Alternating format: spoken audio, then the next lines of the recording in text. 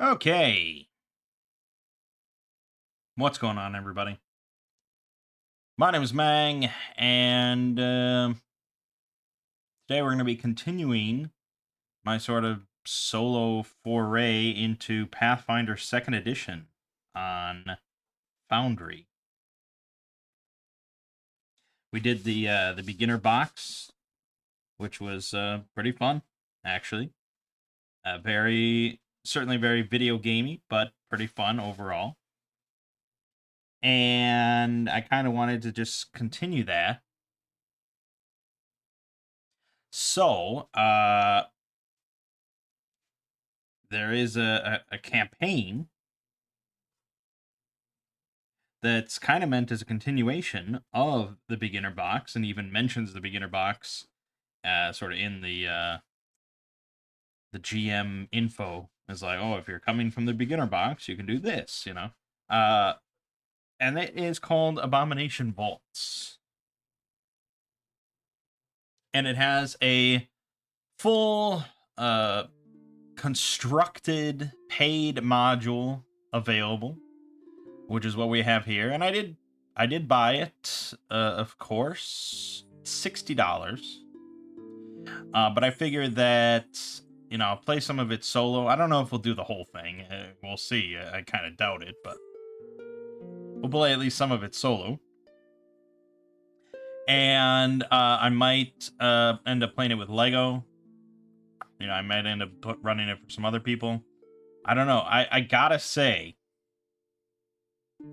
just the overall quality of both Foundry and the Pathfinder second edition content, like the paid content on Foundry, is so good. Like, the quality is so high that it makes me want to just like run this for people. Like, I want to play I want to play Pathfinder with people that I probably normally wouldn't, just because it's so good. So yeah, that's my glowing recommendation so far. Now, of course, these campaigns and things like that are not meant to be run solo. So we're not going to be getting the full kind of authentic, genuine experience. Um, and this is mostly going to be just like a combat gauntlet, I guess. But there's going to be, it's certainly more interesting than me just like having a blank screen and just putting down random enemies and fighting them, Like, there's all sorts of different situations and rooms and scenarios and things like that spice it up and make it interesting. And there's going to be some other fun stuff, and having it all laid out and organized and everything. It's just really nice. So, mostly combat, but we'll see what else we kind of can get up to. But I'm not going to be I'm not going to be like doing dialogue and things like that, and trying to role play NPCs, and we're not going to really do all that. I mean, we're going to run it for what needs to be ran. But even the GM text was like, this campaign is really just about going through the dungeon, and you can kind of hand wave like going to the town and stuff like that if your players aren't really interested in that. But okay, so first things first, our characters. We're not going to be using the same 4 from the beginner box. They were fine characters, quite capable, no doubt. I mean, we did well in the beginner box, and they were level 2. And the text does say that if you're coming from the beginner box and you are level 2, that's perfectly fine. It just says to not go to level 3 until like a certain point. But it was kind of designed to start at level 1, but the whole thing kind of balances it out, because if you come in at level 2, you're fighting easier monsters, so you get less XP. So it'll kind of eventually balance out. But I wanted to make some fresh characters because I enjoy that. And these are now my characters, rather than just the generic beginner box iconic characters. So, we're going with a 4-person party. And I wanted to kind of switch up the classes a little bit. And I did go outside of the Player Core Remaster rulebook. Because I think there's just some very important classes that are not in there, and it feels wrong to not have them. So the first character I made here is Garziel. He is an Orc Champion, which is the new name for Paladins.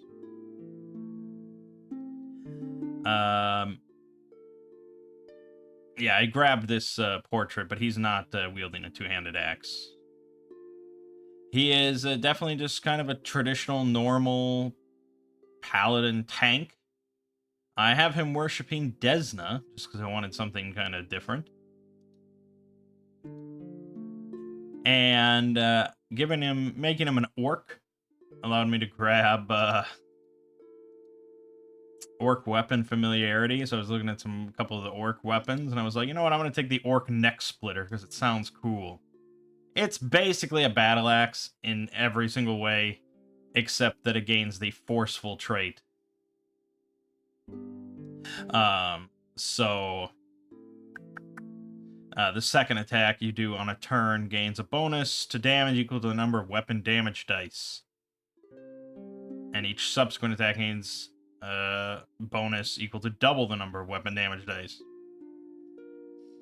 It's not super impactful at level 1, because even if you land your second hit, you're going to do like +1 damage. It's not that huge. But it's something, and it sounds cool, so sure.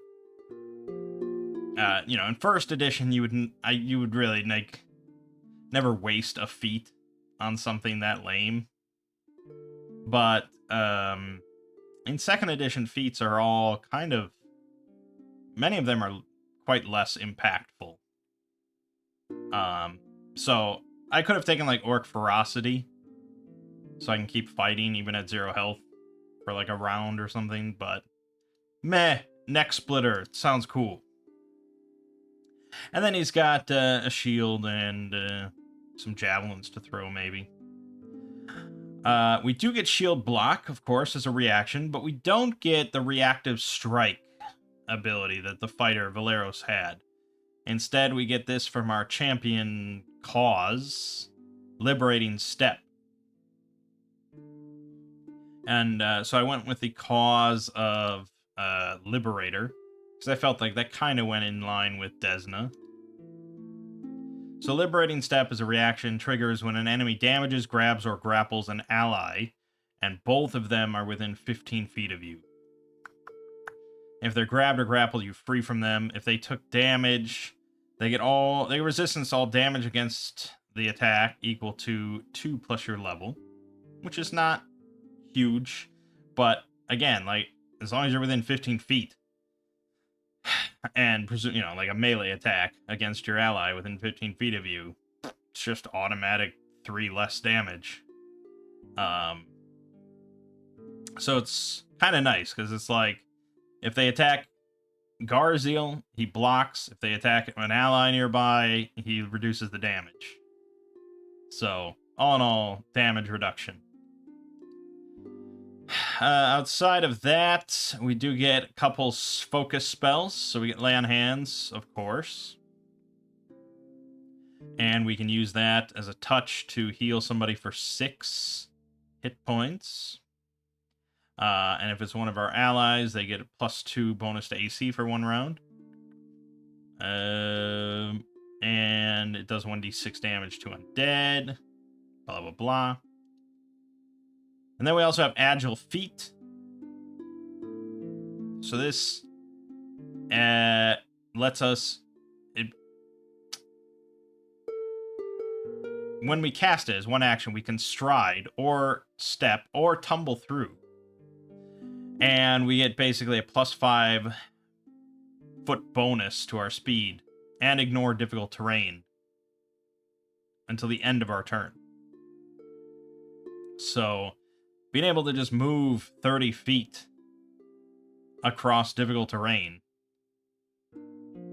with no issue is pretty nice, all for one action and one focus. So I thought that was pretty decent for us to get into position, no problem. That's kind of it. We do have Die Hard as a bonus feat from our Orc heritage. So we die at Dying 5 instead of Dying 4. Hopefully that never comes up. And as a skill feat, we have Intimidating Glare. So we can do the Demoralize action with just a glare. So we don't have to shout or anything like that. And we don't take a penalty if the creature doesn't understand our language. So as an action, this is an intimidation check within 30 feet against Will.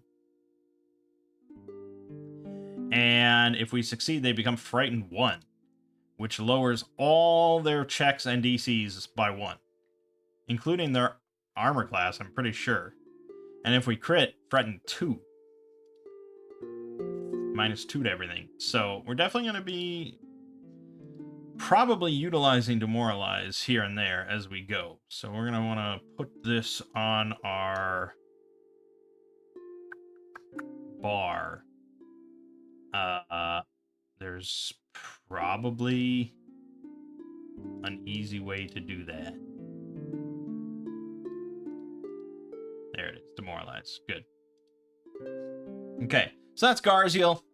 Just very tanky paladin that just happens to be an orc and follows Desna. And as for just a weak little backstory, the reason he follows Desna, you know, he was left dying after some orc battle or something like that, and he was taken in by a folk healer, a witch named Batha, who is very much like the stereotypical kind of folk healer, apothecary, that gets labeled a witch sort of thing due to her concoctions. But she's very, very good-hearted. And we're gonna add this real quick. She worships Desna. So she took him in, healed him, taught him the ways of Desna, all that sort of stuff, and he became a champion of Desna. You know, it's that sort of just lame-ass backstory that a new player will come up with, which is perfect, because that's kind of what we're doing here. Alright, so Batha is a witch. That is from the core remastered rulebook. It's, you know, it's a spellcaster. Intelligence-based. And I wanted to make her basically the party healer. So instead of a cleric, we have her. And what part of that is due to this natural medicine. So she can use nature instead of medicine to treat wounds. And if she's in the wilderness, she might have easier access to fresh ingredients, allowing a +2 bonus to the check based on the GM. So, you know, she's got that. And her nature is not actually super high because that's a wisdom check. But, you know, there's that. So she's going to be treating wounds. But she also has Healing Plaster, which just... for now, it just acts as healer's tools. You just purify some mud, and it becomes healer's tools. But later on, when we can heighten the cantrip, we get a +1 bonus. So there's that. But we also have the heal spell. So we can cast that once per day, and probably use it for the 3 action to heal everybody in a big burst. But a more targeted heal for 1d8 +8 is pretty good. So that's kind of where she's at with healing. But look at this. Grease. You know, I had to take Grease. Like, the most powerful spell in Pathfinder, as far as I understand it. So, in the Owlcat games, Grease is just a big circle. But here, it's 4 contiguous 5-foot squares. So you can kind of very target it, I guess. Unless I misunderstand what contiguous means. But yeah, so each creature standing on it must succeed at a reflex save or an acrobatics check against your spell DC or fall prone. And anyone trying to move into it must do the same thing. Unless they step or crawl. Now you can also cast it on an unattended object to make people fail to pick it up. I doubt we'll ever do that. But still, yes, grease. You have to pick a patron then for your witch. So we went with the sort of the nature-oriented one, the Wilding Steward. So it gives us primal spells and makes us more connected with nature. So we get a hex from that. We got Wilding Word. Not super amazing. We can cast this infinitely. And it's, you know, you make a target do a will save. If it's an animal, fungus, or plant, they get -1. If they fail, and they would attempt to attack you while affected, they get a -2 penalty to the roll. And if they damage us, they also become sickened 1. So even if they succeed the will save, they still get the -2 if they try and attack you while it's active. It's sustained, which I believe means that you have to recast it the following turn to keep the effect going. Which isn't that huge of a deal when you consider the 3-action system. It's not too bad. And I don't know, actually, I'd have to look that up if they get like another roll or something during the sustain. I'm sure that information is in the rulebook somewhere, like all things are. Don't worry, I'm close. Sustain.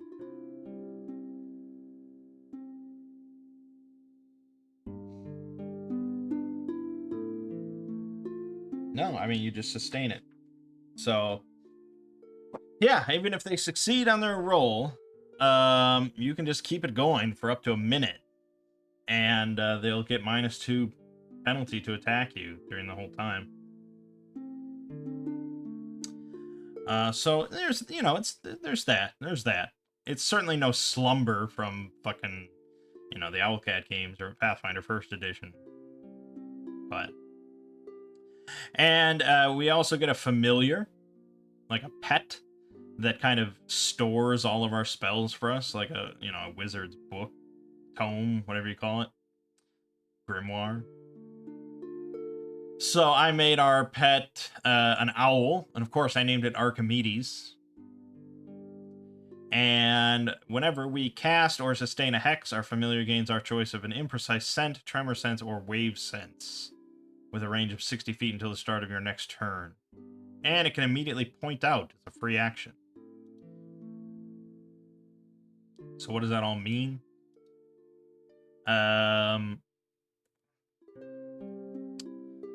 Basically, the point out action is if so, say our owl has tremor sense and can kind of imprecisely sense that a creature is nearby in a certain square. It can then do point out as a free action to tell us somehow kind of where it is. So instead of the creature being undetected to us, meaning that we'd have to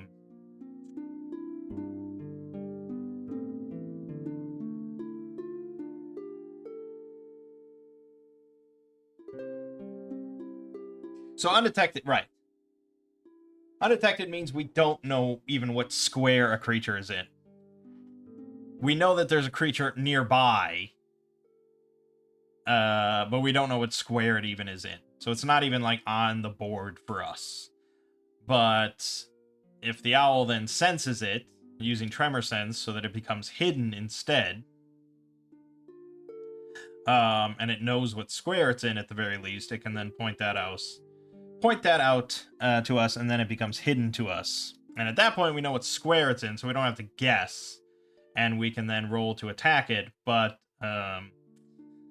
as long as it's hidden, you have to succeed on a DC 11 flat check. So you're going to miss 50% of the time automatically. But still, that's better than undetected, where you have to pick a square and attempt something and do the DC 11 flat check. And that's all done in secret by the GM, so you don't know if you failed because you picked the wrong square, you failed the flat check, or you failed the attack roll. So, undetected is a pretty good status to be.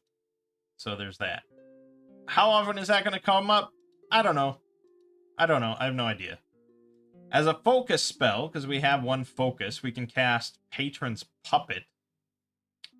At the start of our turn, we can cast this, and this allows us to give our familiar 2 actions without costing us an action on the turn. Because normally, once per turn, we can spend an action to give it 2 actions.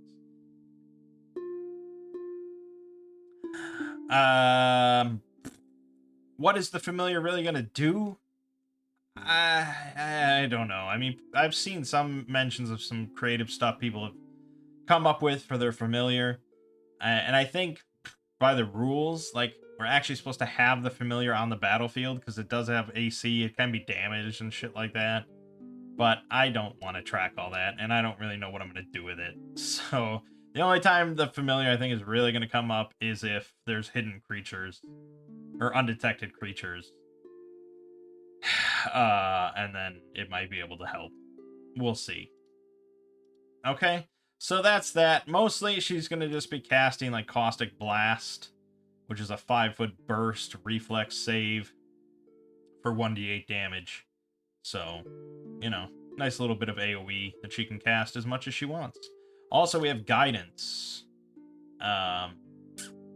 which just gives a creature, an ally, +1 bonus to 1 attack roll, perception check, saving throw, or skill check. But once used, they can't be affected by it for an hour. So it's not going to come up as much, but we have that as well. Also, as one of her feats, her witch feat, she gets a cauldron. So at the start of every day, she can brew up something in her cauldron. And it lasts for 1 day. You can't like keep storing these over a week and then go into a dungeon. So it just lasts for the day. And at level 1, you pick 4 first level oils or potions. Common first level oils or potions. And I'll tell you, there are not that many common first level oils or potions to pick from. And most of them are quite shit. So really, all you're going to be doing with this, I would imagine, is make healing potions. So basically, every day we get 1 free healing potion. Which is, I mean, it's not bad. Who's going to argue with that? So right now I have it just on Batha, but we're probably going to hand it over to Garziel. So he can have it. Yeah, because he's got none. Okay, next up we have Buzzard. I wanted a Barbarian, because I didn't want another melee rogue or something. I wanted another melee character, but something a little different. So we went with the Barbarian, and of course I made him a Goblin, because why not? And then I don't remember exactly how it ended up this way, but I was like, oh, I think I was looking through the backgrounds and I saw Miner, and I was like, okay, that's fine. And then I was like, okay, well, what if he uses like a pickaxe still? That's what he takes into battle. So, yeah, I gave him a fucking pick. It's not optimal. It's not like min-max, but I don't care. It's a one-handed weapon. But you can't it's not like first edition. You don't get a bonus automatically from just two-handing a one-handed weapon.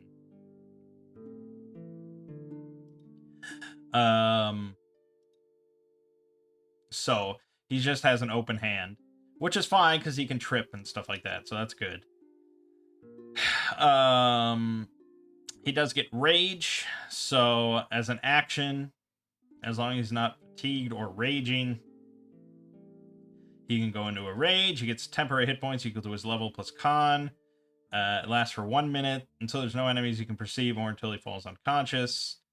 And he deals additional damage. He takes -1 penalty to AC. And he can't use actions with the concentrate trait unless they also have the rage trait.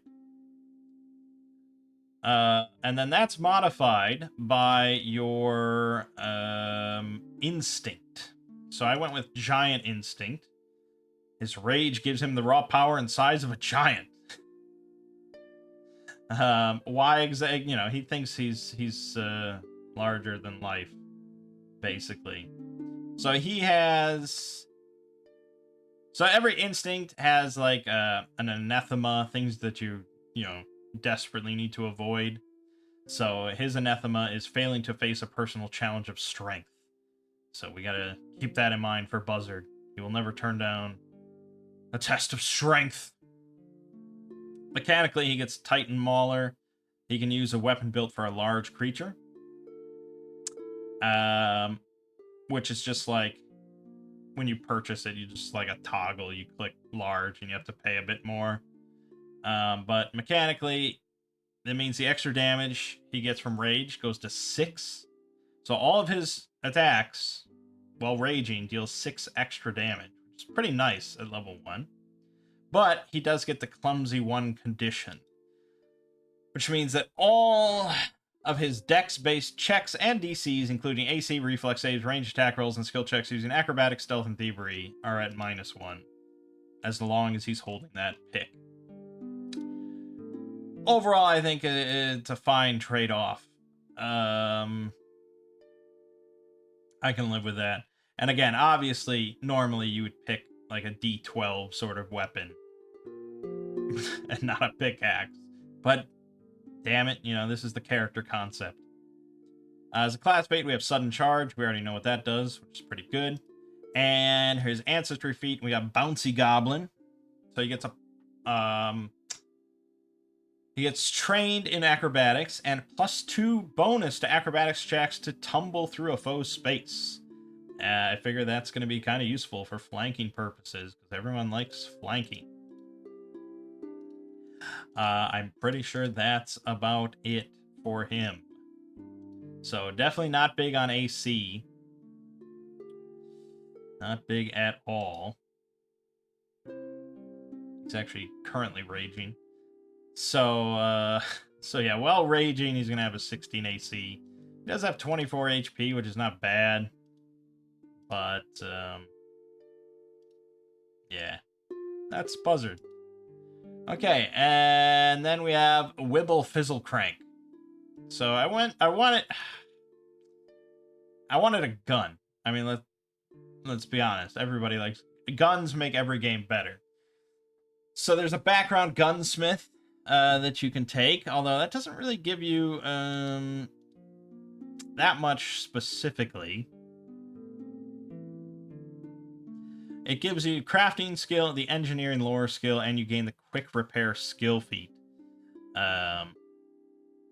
So you can repair something in 1 minute, which is pretty nice. And I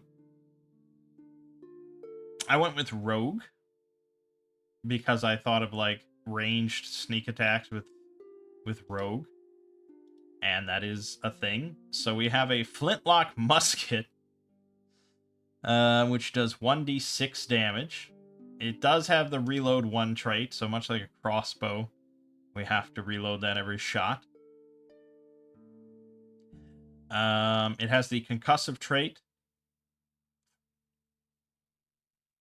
So when determining a creature's resistance or immunity to damage from this weapon, use the weaker of their resistance or immunity to piercing or to bludgeoning.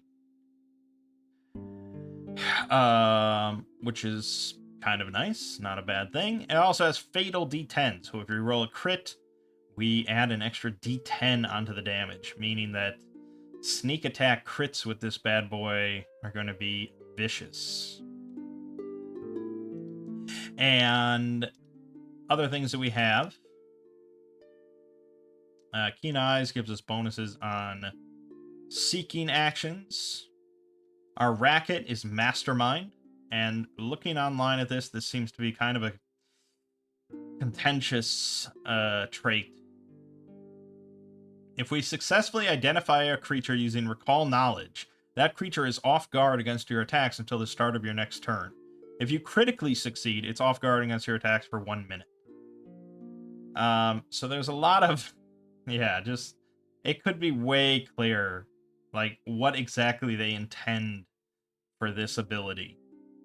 So Recall Knowledge, you can do any sort of skill, I mean, all sorts of different skill checks, Arcana, Occultism, Nature, Religion, whatever. You attempt a skill check to try and remember a bit of knowledge regarding a topic related to that skill. And you come up with a question, one question, the GM determines the DC,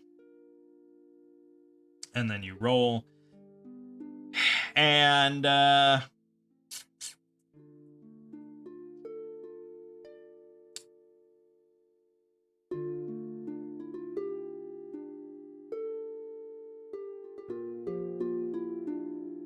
this is a secret roll, so the GM actually rolls for you. And then if you succeed, he answers the question truthfully, blah, blah, blah. If you critically fail, he gives you, like, false information or something. So on and so forth. And I saw, like, this whole fucking diatribe about Mastermind and how this just doesn't make any sense. Like, how does it work? Specifically, the wording of identify a creature. So once you identify a creature with it, you can't use this against it again because you've already identified it. If there's 2 orcs and you identify one of them, can you use it on the second one, even though it's, like, clearly they're both orcs? So on and so forth.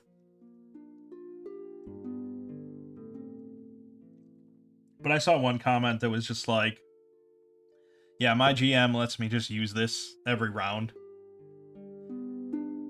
against the same creature, like, over and over.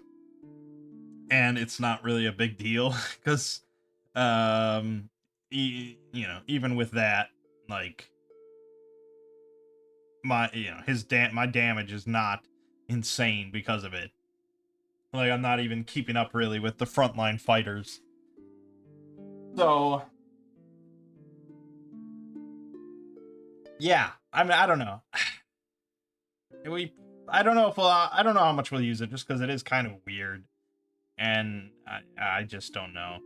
But we do have Distracting Shadows, so we can actually use creatures that are at least one size larger than us, medium or larger, as cover for the hide and sneak actions.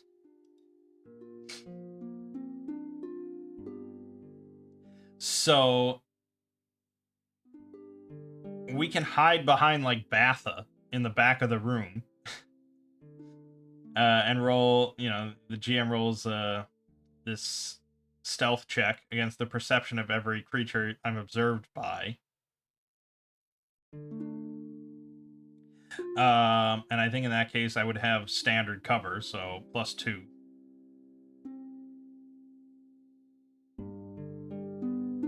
And if I succeed on that, I'm now hidden from all those creatures. And a creature you're hidden from is off guard to you. So every turn I can just try and hide behind Batha, and if I succeed, I can then pop out with a sneak attack shot from my musket. That's the plan right there. So I don't really plan on utilizing Mastermind much, because I'm hoping to just hide behind Batha all the time. That seemed like a really good feat to me. Also, we have Nimble Dodge. If we get targeted with an attack, just as a reaction, we can dodge for a +2 bonus to AC, bumping us up to 20, which is pretty nice. Okay. So yeah, Wibble is our intellectual mastermind. He's the leader of the party. He's got an intelligence of 3. You know, he's a bit nefarious. Not too nefarious.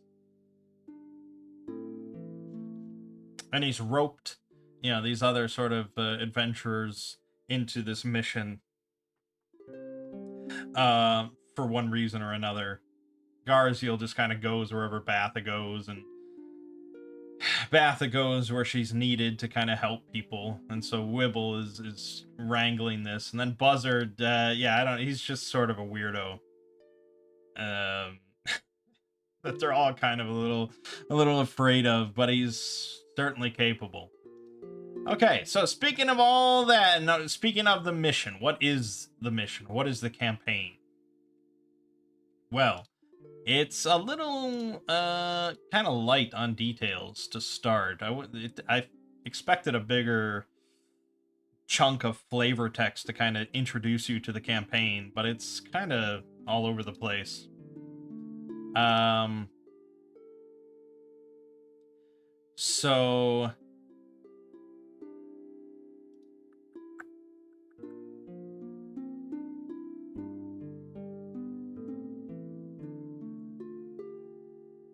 So we're in Otari, you know, the same town from before. Then we, you know, those other adventurers cleared out under the fishery and all that sort of stuff. And the actual campaign is going to start at the front porch of the dungeon. And we're going to be heading to that dungeon, the Foreboding Ruins in Fogfen, the Gauntlight Ruins. We could go into some backstory and things like that. Our mutual acquaintance here is this woman. This, is she stop it. Is she a tiefling? Yeah, she's a tiefling elf. And she runs,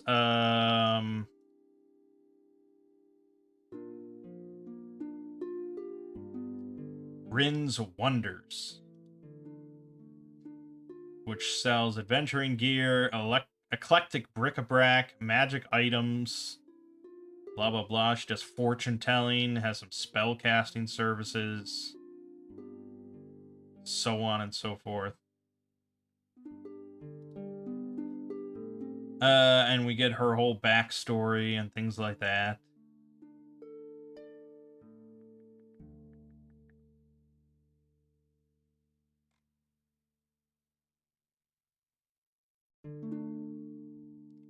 And I'm trying to remember, I could have sworn there was text.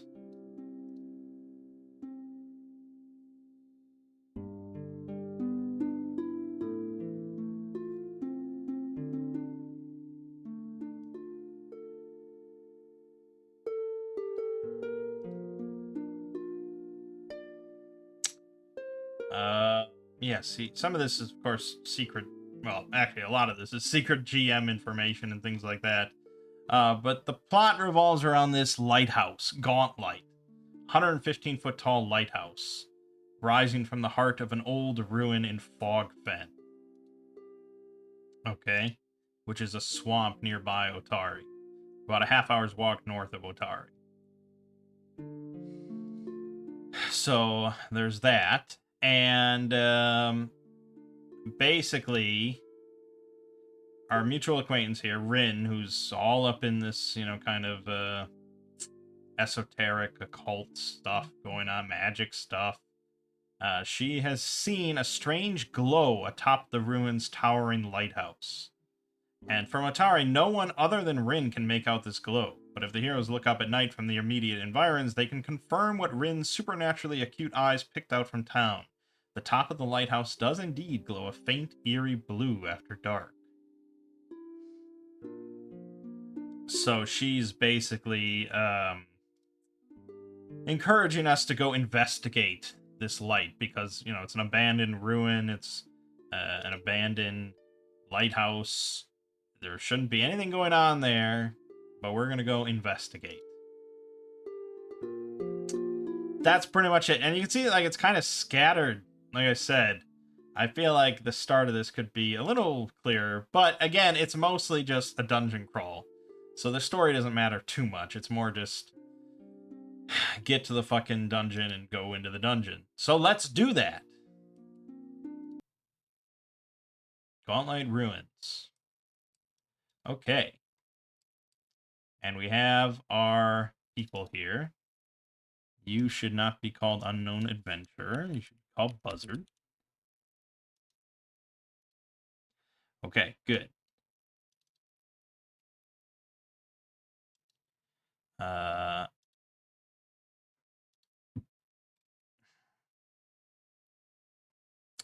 yeah, I think that's...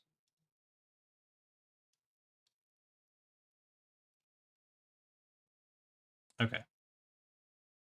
The sound of frogs... Okay, is there not sound here? This should be playing. There you go.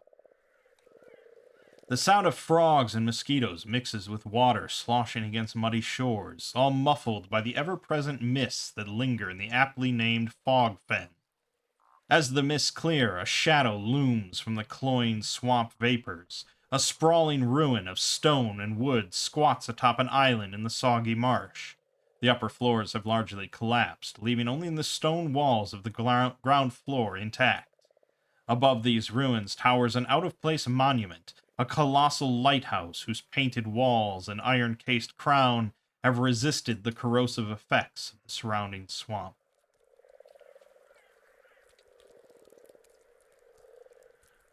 The overgrown trail leads right to Area 01, but we could go to the sides.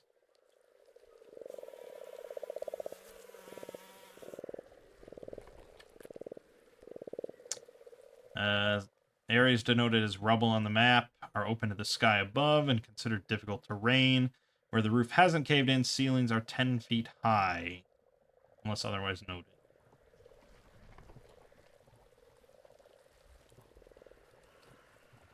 Gauntlet is magically protected from damage. Okay.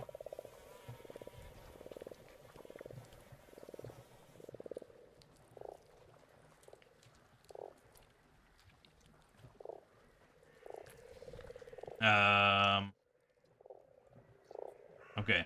I mean, I guess we... Yeah. Swaths of mildew and mold cover the damp surfaces of this watchtower, appearing as green and black smears on the dull stone walls. The door frames and the walls to the north and south rotted long ago, while a few collapsed chairs lie on the floor amid small heaps of foul-smelling gray lumps. Thick sheets of dusty cobwebs hang from above, obscuring any view of the ceiling. Oh yeah, so I guess we're going in. Buzzard, of course, he's got to be right there.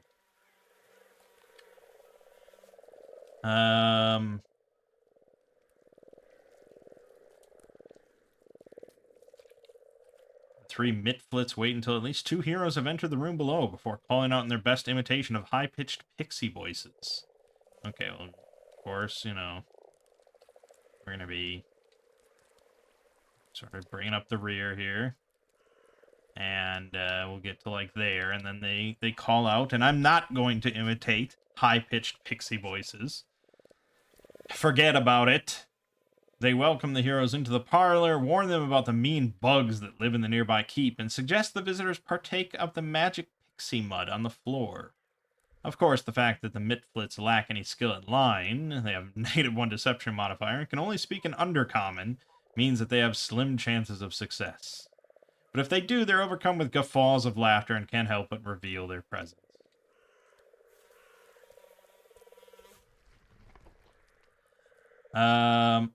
Okay.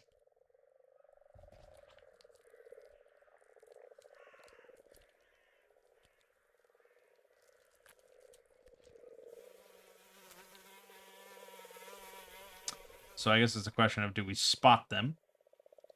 So we would be, well, I guess we would have had to roll before they even said anything. So we would be rolling a secret perception check. No. Yes? Do they roll stealth or do I roll perception?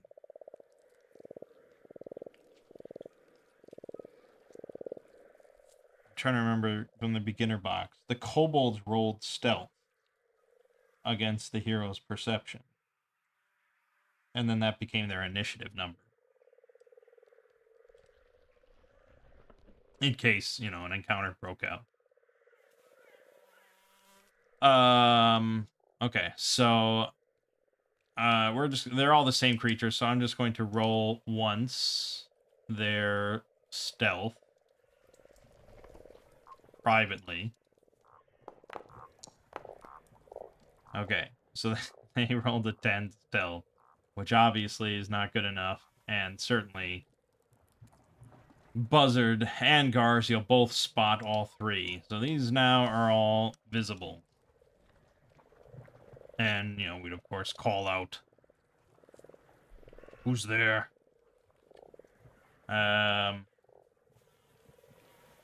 So they were spotted before they could even go into their spiel. So they shriek in anger and fear. One of them clambers up through the hole in the roof and tries to climb across the vines stretching from the watchtower to the walkway to warn his boss in the throne room.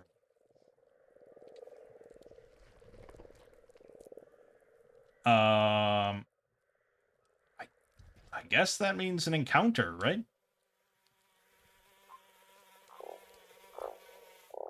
Sure. Let's diggity do it.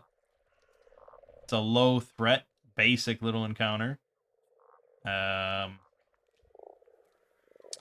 So we're going to set his. Now, I don't think that we can... Yeah. So I'd have to just go here and set them all to 10. Which is fine.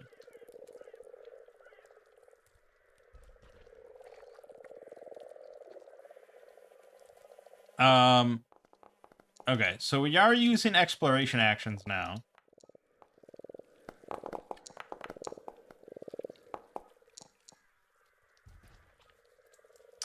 And so what that means is that each character is kind of doing a specific thing as they explore the area. So anytime they're outside of combat, unless they say otherwise, or, you know, in this case, unless I do otherwise, they all have kind of a default exploration action that they're doing. So Batha is investigating, seeking out information about her surroundings while traveling at half speed. Buzzard is actually sneaking. Garziel is defending, so he always starts with his shield raised. And Wibble is seeking and searching. In this case, it's like, you know, he wasn't in the room. So I think, really, he would kind of need to be out front. Him seeking in the back of the group doesn't really do a whole lot. So obviously we get how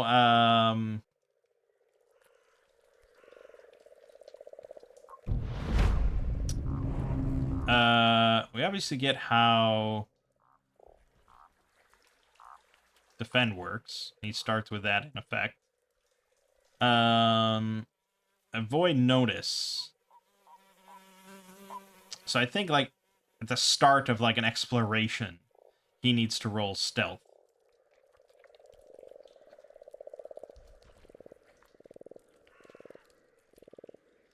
Which he is clumsy in, of course. So his stealth check is 12. And so that's his number. Which would actually be his initiative, and to see if the enemies notice him based on their perception. So his initiative is not a 19, which is actually kind of shitty for him, to be honest. I don't know why I set him at avoid notice, because he's not very good at it. He'd rather roll his +5 rather than his whatever it is. And he doesn't really benefit that much from being stealthy, so I don't know quite why I did avoid notice for him.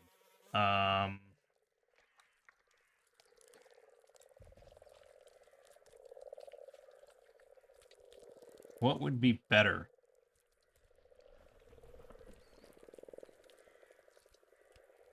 probably scouting, I guess. Scout ahead and behind the group to watch danger, moving at half speed. At the start of the next encounter, every creature in the party gets +1 to initiative. Yeah, I mean, it's not a big effect, but it certainly is more useful, I think, than him stealthing. So, let's throw Scout over there. And change that to Scout.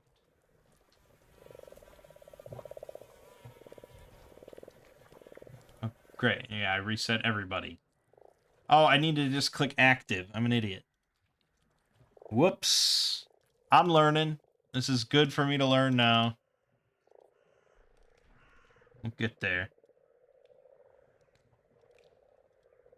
Active. Active. Okay. And so now we actually have the effect from scouting. Okay, we'll do it that way. So then, yeah, really the only thing I have to make sure to do is make sure Garziel has your shield raised at the start. Okay, well, we could end this fight pretty quickly then. So basically, we just spot these little weird, creepy-looking fairy things in the roof, and they shriek in anger and fear at us. So we will destroy them. And yeah,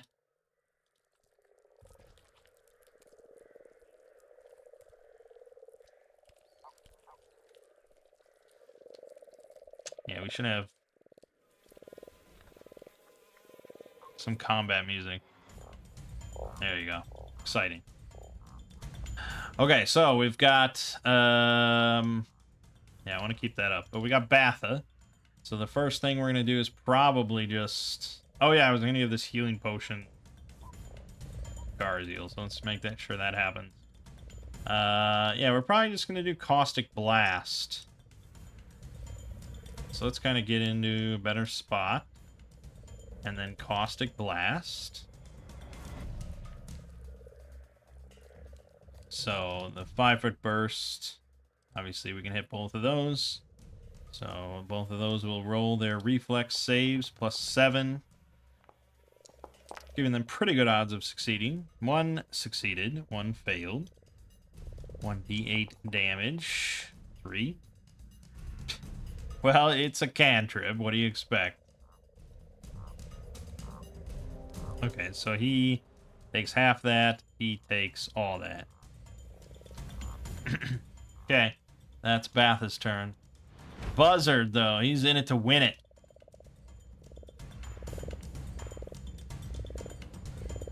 He could rage immediately, and there's very little downside to raging, actually. It doesn't make you fatigued at the end of it, like first edition. It does say you can't rage again for 1 minute. But that is different than you being fatigued.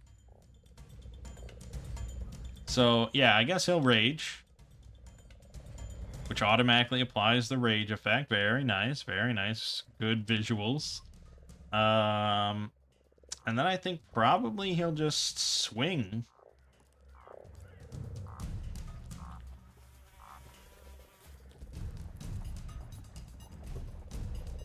Yeah, he'll just swing.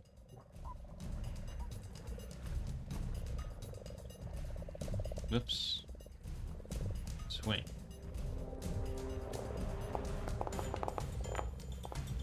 He rolled a 3, so that is sadly a miss. He'll try again, though.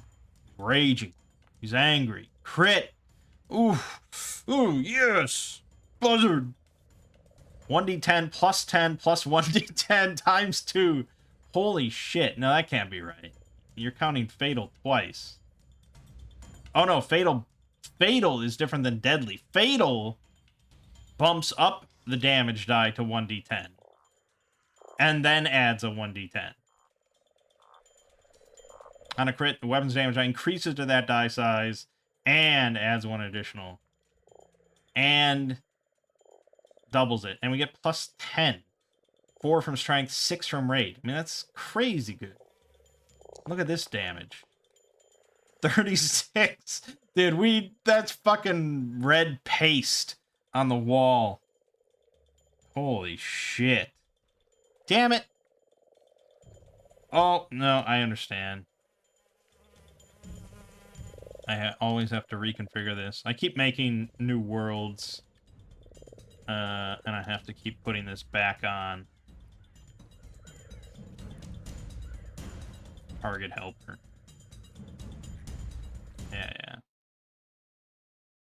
That's a very nice start.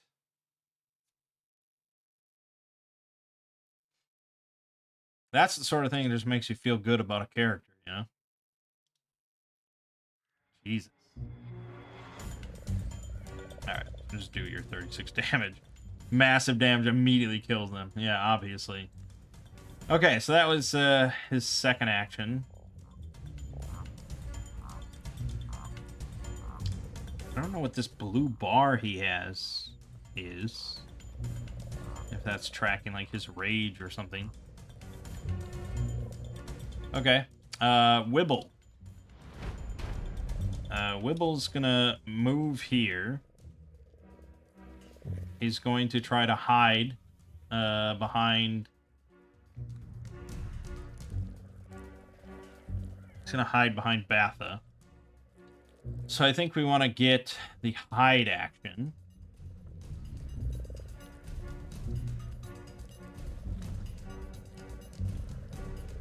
Look at how many actions there are, by the way. Hide. Good. And then I'm wondering if we can target them and then have him do his hide.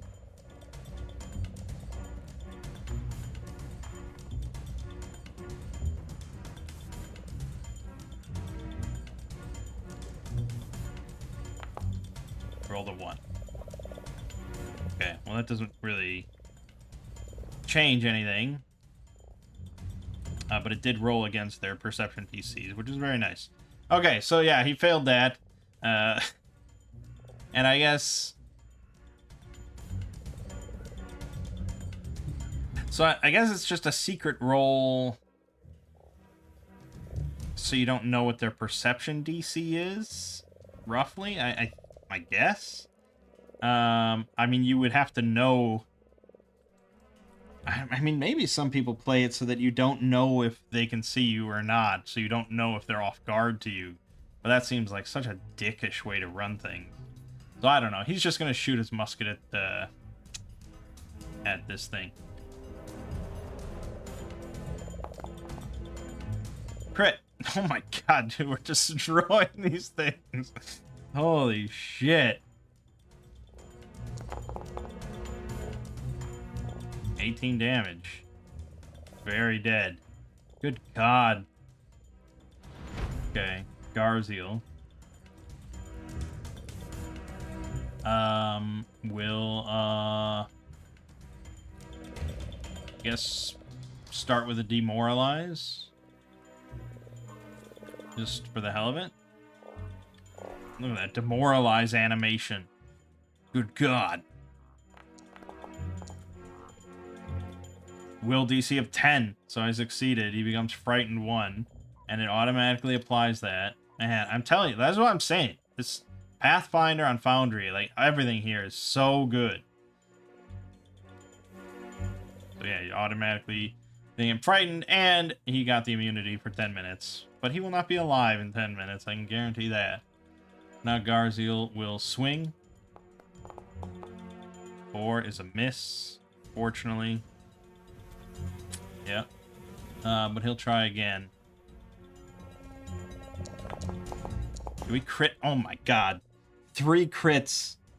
4 characters. 3 crits. Insane! This is very auspicious.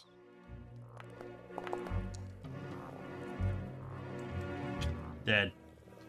They shrieked and we just obliterated them. Holy fuck. I feel almost a little bad, to be honest. All right, so they have just like some darts on them. I didn't even get to look at all their abilities and stuff. Oh, they actually had a -4 penalty for demoralize and coerce.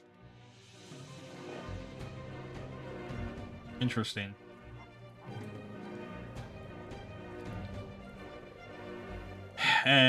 Yeah, okay. Well, I'm not gonna take their short swords or darts, but that was quite fun. Okay, team is not looking too bad. So we can ignore all the things they were trying to do.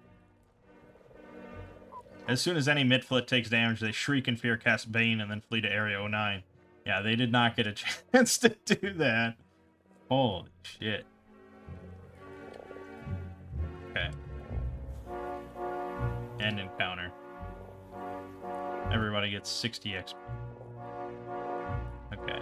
And we are done raging.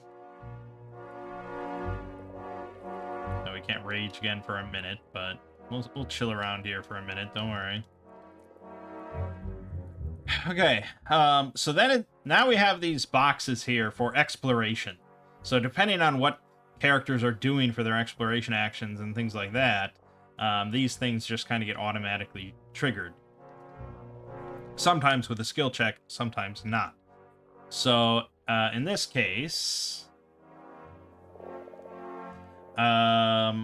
we have who's our searching character? Wibble. Yeah.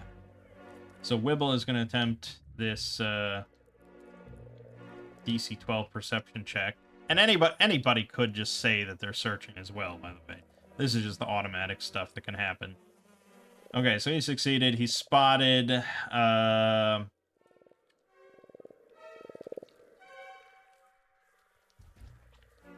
he doesn't spot the 3-foot diameter hole.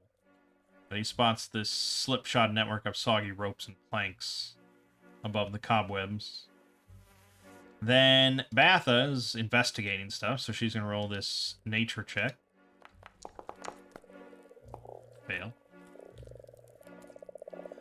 So she does not identify the deposits of gray material around the ground. And then also, we're automatically searching, so there's no check for this. We find a peridot bead.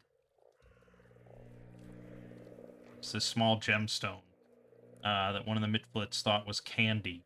So Wibble, of course, will handle that. He handles all the financials for the group because, Botha doesn't have that much interest in material wealth, and Garziel does whatever she says, and Buzzard is kind of insane and just wants to stab things with his pickaxe. So yeah, he handles all the money. Okay, so that's worth 2 gold pieces, along with a chipped Mitflit tooth in one of the little dung piles. I don't know how closely Wibble is examining the dung piles. But okay, we move on after a minute.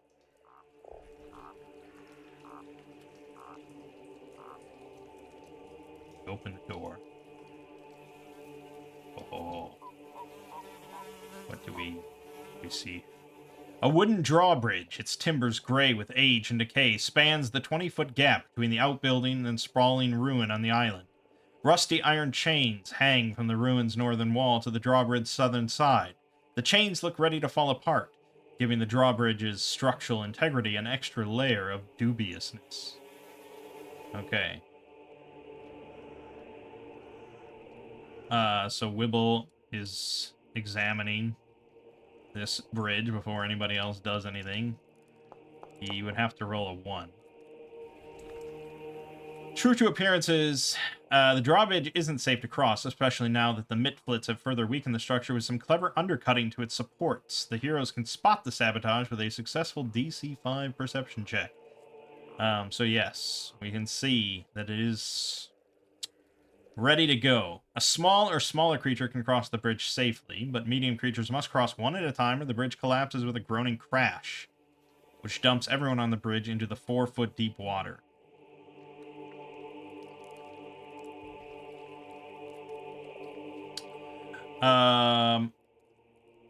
Okay. Again, I don't know how much as a DM you would inform your players of that. If all I tell players is that, oh, that drawbridge does not look too safe to cross, they're probably just not going to cross it. Whereas if I tell them, you probably could say that if you go one at a time, you'll get across. Then that kind of nullifies the whole encounter, really. I think. And it's a DC 5 perception check, which, I mean, come on. So, yeah, I don't know what you would tell players or not, but obviously we're just going to go one at a time. So we're going to go like this. They're going to go across, no problem. And then Garzil will go across. And he'll step through to open this door real quick. This is a big-ass room.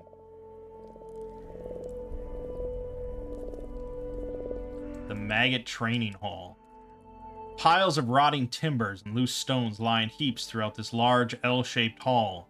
Clumps of moss and tangled vines spill down from gaps in the wooden ceiling above each pile of rubble. Several doors lead out to all sides, mostly barely clinging to their hinges and frames. Debris completely blocks a wooden stairwell that leads up to a large hole in the ceiling. Here and there, the stone walls bear the scars of fire or damage from an ancient battle. Okay, so we step in. Botha crosses now.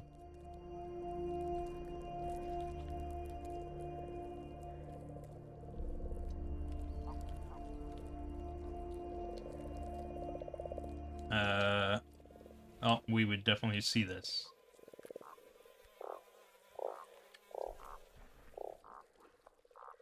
Okay.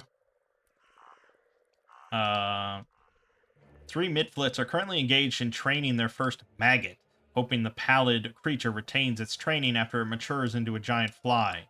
None of the gremlins know how long it takes for a maggot to grow up big and strong, but upon sighting the heroes, they immediately order their pet forward to attack.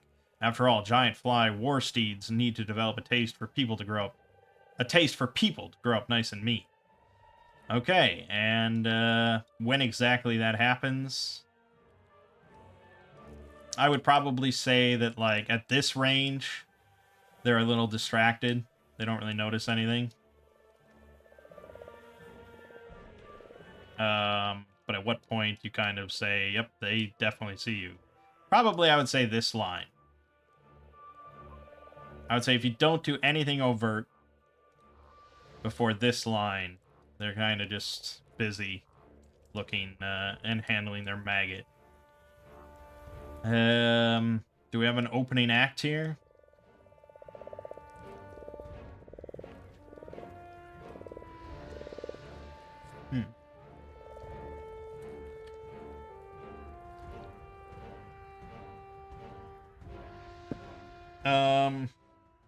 I assume. Okay, so there's a chart, or not a chart, but there's like this little sidebar for stealth that mentions the different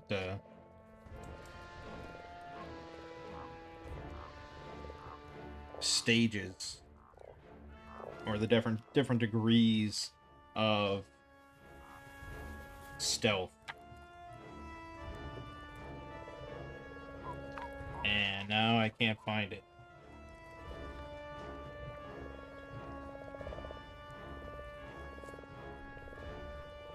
Damn it, why is that not here?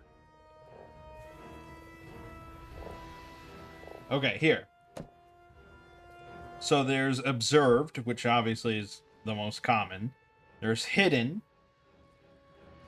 which you know the square that it's in, but that's about it. And that you have to do the DC 11 flat check. There's concealed, which is just, it's lightly concealed in like a mist or dim light or something. And that's a DC 5 flat check before you can hit them. There's undetected, so you know that they exist, you know they're nearby, but you don't know what square they're in, and you're off guard to them. Which is also true for hidden. And then there's unnoticed, where you don't even know the creature is present. And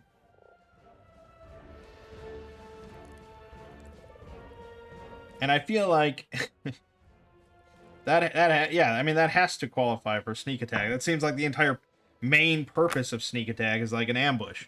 So, yes, I think probably our best bet is just an opening shot from Wibble. Alternatively, an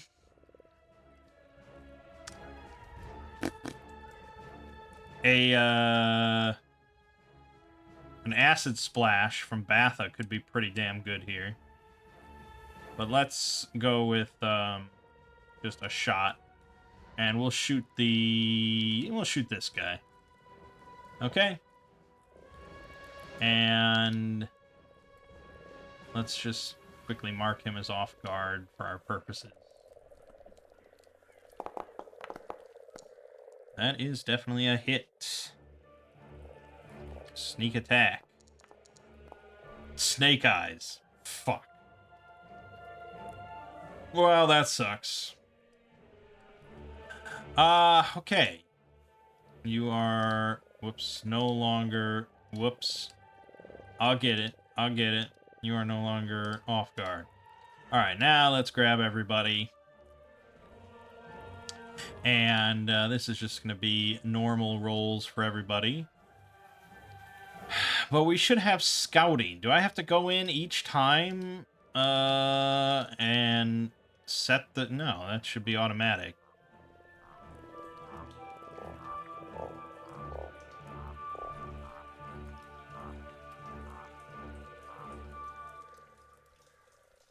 Do I have to...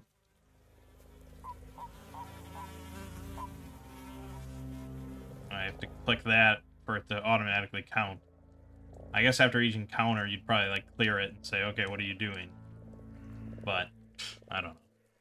Okay, let's roll for everybody. Plenty of rolls on the screen. And we don't have to wait. We can just keep going. Okay, Batha. Perfect.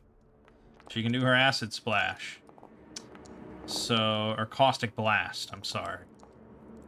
So it's a 30-foot. She is going to have to move. And there is some terrain. She's going to go here. And then she will cast caustic blast. Grease would be good as well, but this is a lame encounter. We don't need to worry about. No. Okay. Roll damage first, because it's exciting. Alright, 5 damage. Damn it.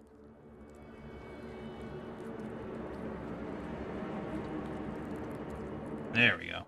Okay, and then now we can have them all roll. Oh, yeah, I like that. Oh, it's so much better. Oh, and then it even highlights what they take. Oh, it's so good. Damage, half, damage. Look at how easy that is. Makes me giddy. Okay, not huge amount of damage, but, I mean, she did a total of 14 damage on a cantrip, so, you know, I'll take it. Okay, Wibble.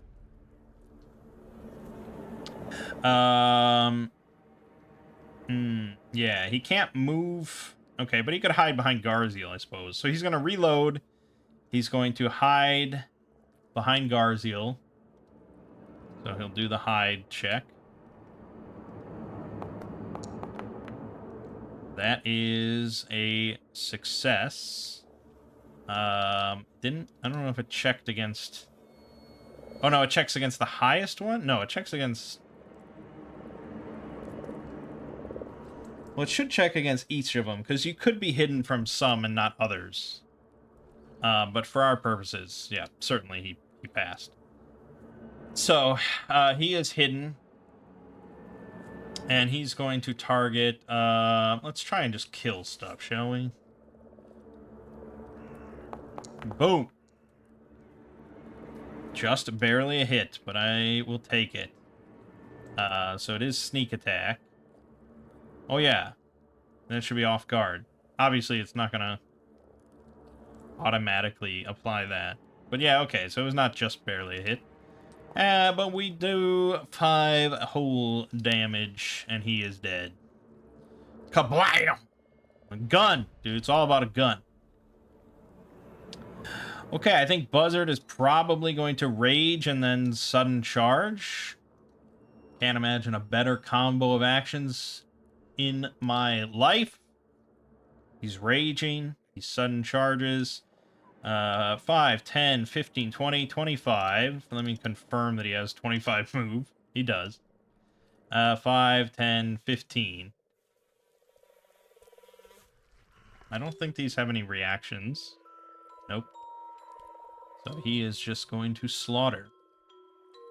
He's going to rip and tear. He missed. Damn. Would have been nice. Okay, mid-flits finally get turns. They do have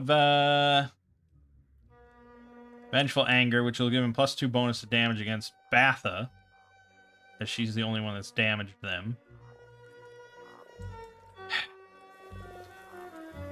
I guess that probably means he would go for her. I mean, there's no ops. It's a very different game, to be honest. So I suppose that would make the most sense. Yeah, he's going to move 5, 10, 15, 20. No, hold on. 5, 10, 15, 20, 25.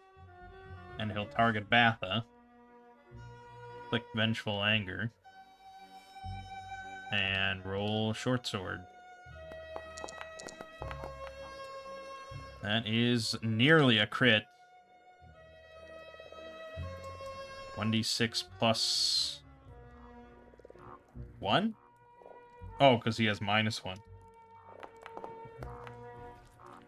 Garziel may use Liberating Step. Yes.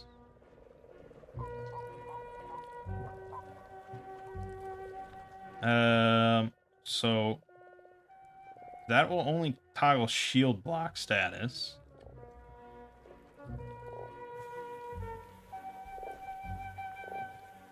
I feel like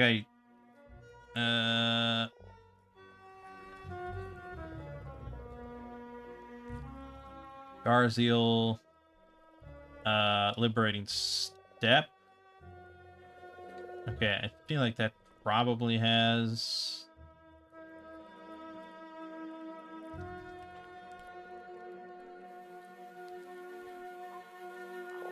So if I do that, then I can... Okay, then we can do that. And then we take damage. And then it's 4 damage. Done. Okay, excellent.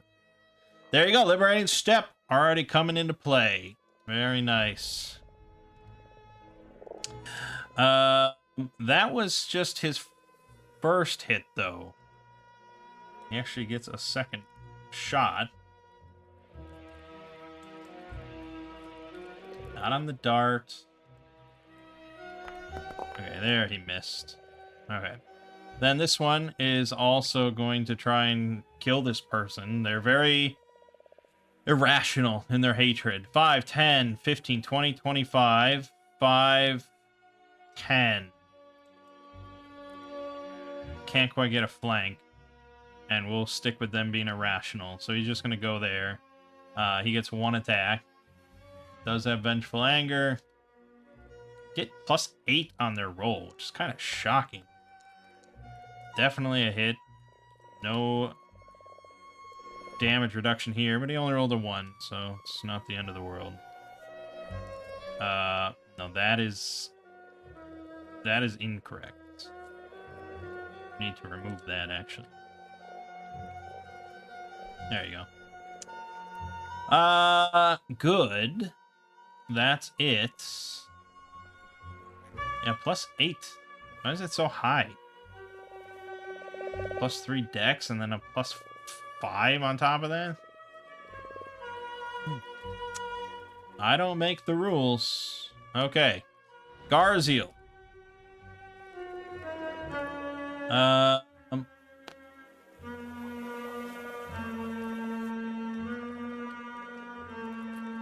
I don't know if we're going to get a flank. Well, actually, that's not true. We have agile feet, which is just focus. And it lets us ignore difficult terrain. So we can probably pretty easily get a flank here. We'll cast agile feet. So he can go 5, 10, 15, 20, 25. No problem. And then target this shit. Crit. That's right, we're critting on these little bitches today! Oh, thing of beauty. Boom! 20 damage. Eat my dick for breakfast. Okay. And then he's going to try and follow it up with a second. No, he probably should raise his shield. But I'm greedy and I want the... I want that sweep. Damn. Damn. Oh well. It was a nice thought. Okay, the maggot. What do we got here? It's a level 0 creature, so it's a little bit more powerful. It's got a lot of things. It has tremor sense, imprecise, 30 feet, no vision. What am I meant to do with that information?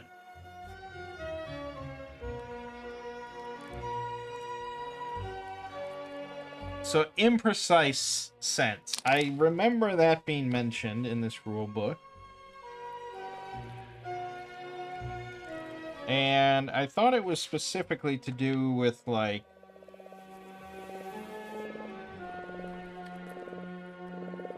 imprecise sense. A sense that can make creatures hidden but not observed, such as human hearing. So it treats all creatures as hidden? Am I to understand that? That seems kind of shitty for it. If it takes damage, it regurgitates its rancid foul meal. All creatures in a 5-foot emanation must succeed at a DC 16 fortitude save or become sickened 1 or sickened 2 on a critical failure. It could have used that when it took the acid damage, but I don't know if that's the intention of that. It's kind of funny. Once it's grabbed a creature, it can spend an action to just chew through their flesh. And it can grab after successfully striking a target. Alright, well, it's going to just move here, obviously. It's going to strike.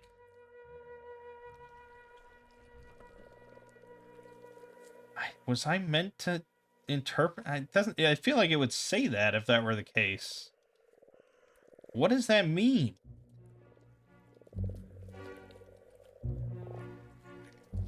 You give me notes about how they lay eggs in bodies and stuff. I don't know. Am I going to find an answer for this?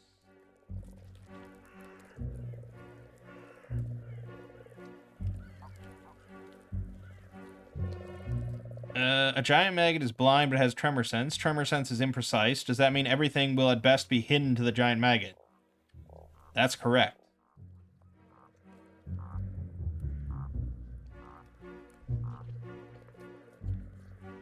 It's also flat-footed to any attacks. Or off guard. No.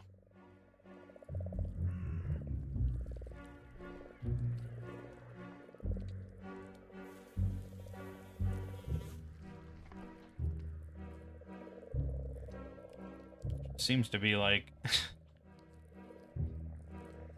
some doubts about it.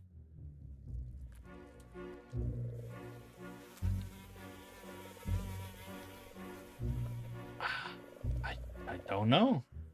Again, like, as written, that seems to be the case.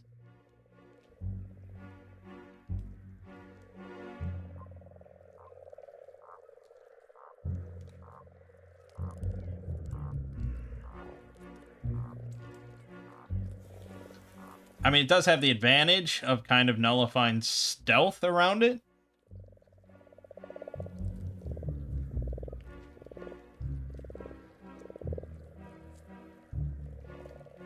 Like, you can't, as long as you're moving on the ground, basically.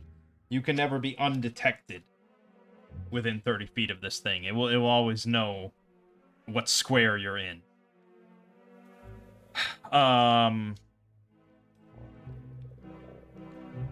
But the downside of that is that it treats everything as hidden. It seems odd to me. I get. I mean, I feel like the devs had to be aware of that. They specifically wrote no vision. It's blind. What do you expect? So, all right, it has to get 11 or higher on a roll, or this is, yeah, all right, canceled before we did anything. Okay, that does still count though for its strike. So now it's gonna do its third action to try it again, and it also failed that. This is just a pathetic creature. Okay, Batha, looking a little injured. She does have a sling. She could switch to her sickle. I suppose for the purposes of flanking, it's something that we could do. So she'll move here. She'll pull out her sickle. And she'll try and strike this little bastard. Little bastard man. And she rolled a 3, so she missed. Okay, Wibble, Fizzle, Crank. Wibble, Fizzle, Crank. I mean, maybe he could hide behind somebody.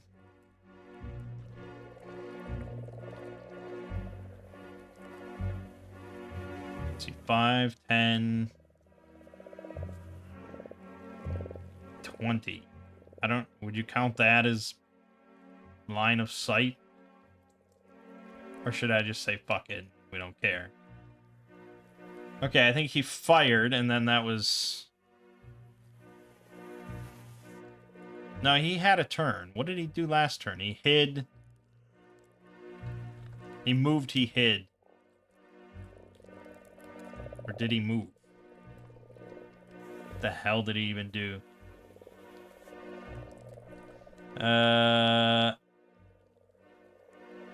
He definitely hid. He definitely fired. Did I reload, or did I have to move first?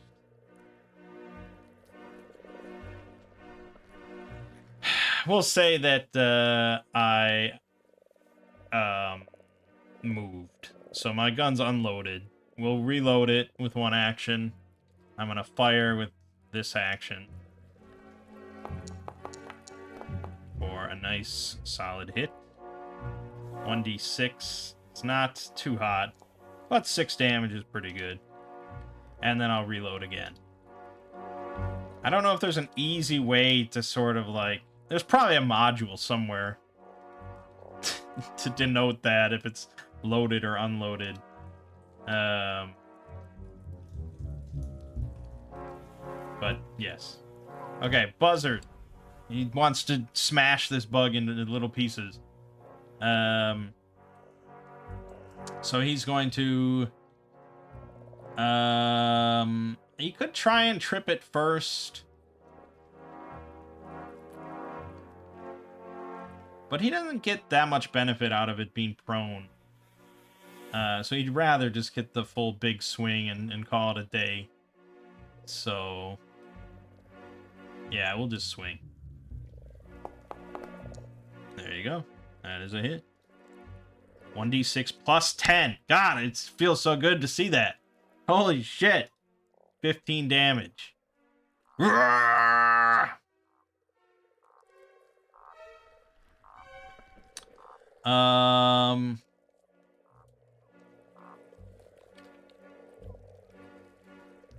Yeah, then he's going to move here, and he's going to try and kill this thing. Damn. Would have been nice. Okay. Mitflit probably would retreat, in all honesty. But we're not doing that shit. Not in this campaign. So he's going to try and stab Batha, who he still has vengeful anger. against. Rolled a 5, so he missed. He's going to move 5, 10, 15, 20. He'll go here, and he'll chuck a dart at her on the way out. Hit. So Garziel cannot use his thing, because this guy has used a ranged attack. 1d4 plus 1. 3 damage to Batha. She's getting a little beat up. She's being picked on for some reason. She's the only woman. Alright, Garziel is going to... he's gonna go try and finish this bug before it moves again. So he'll just go here. And just try and smash it. He missed. The 4. It's got a 13, so he'd hit on an 11 or better. 50-50 odds. He's gonna take it. And it paid off. 1d8 plus 4 damage. Easy kill. Done. Back over to Batha. She could just Caustic Blast this thing. That's probably what we should do.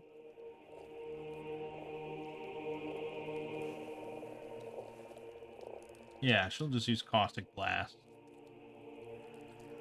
Even though it has a pretty good odds of succeeding on it, but it failed. Take your damage and die, foul creature. Dead.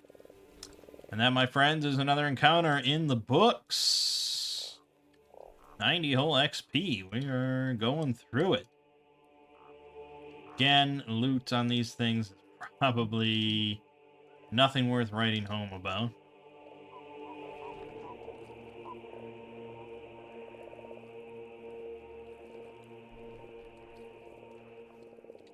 Many years ago, the Rose Guard confronted Belcora in this vast room. The fight spilled from here into the Servants' Lounge in Area 08 and caused some of the keep's collapse. A hero investigating this room who succeeds at a DC 15 check to recall knowledge using any skill associated with magic confirms that powerful destructive spells caused some of the damage centuries ago. Okay, well, I guess let's have Batha recall knowledge using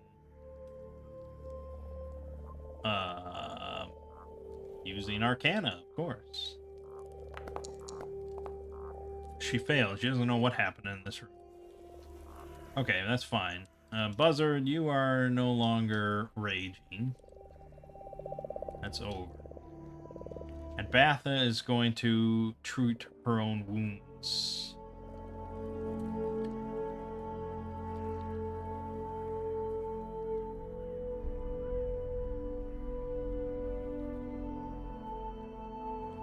Oops. Alright, 3 wounds. Nature. DC 15. Would the DM give +2 because we're in nature? We are in a swamp. I guess if you wanted to take the time to go out into the swamp a little bit for a +2, I suppose I'd allow it. We're not deep underground or anything. Alright, 11, back to full, no problem. And during that time, Garziel would have recovered his focus as well. Okay, good. Good. A hero searching this room who succeeds at a DC 20 perception check. Yeesh. Oh, don't even mention it.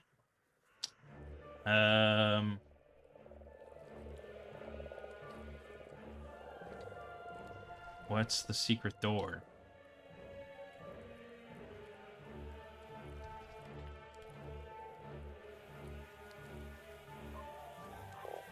Oh. To the northwest. Oh, it's this. It's this little thing. Okay. Yeah, so, I mean, you'd roll that, well, no, I guess...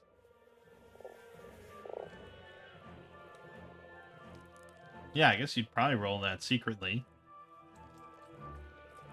And then you wouldn't even mention it if they didn't hit the 20. Which at level 1, I mean, that's kind of unlikely. Alright, well, let's just start going through doors. So, let's start with this door. The door to the Gauntlet base requires athletics check. Rubble is mostly buried. The door to the Scorpion Kennel. Gauntlet base. Area 11. Okay, we don't have to worry, so we can just open this one. Let us do so.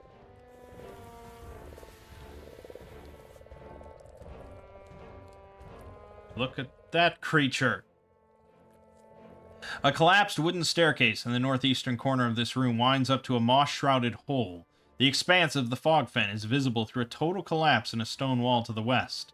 A dead frog the size of a horse lies sprawled in this collapse, its back legs bitten off at the hips.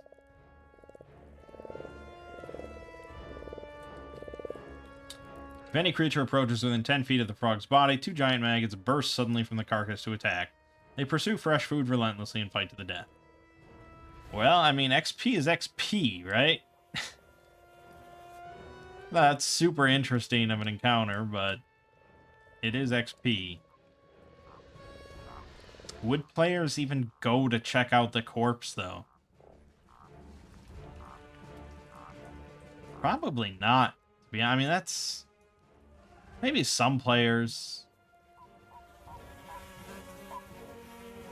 I could see a player, like, trying to approach it to maybe, like, gather some poison off of its skin or something like that. I could see that argument, potentially. We'll just move on, though. We want to get to some more interesting fights than that.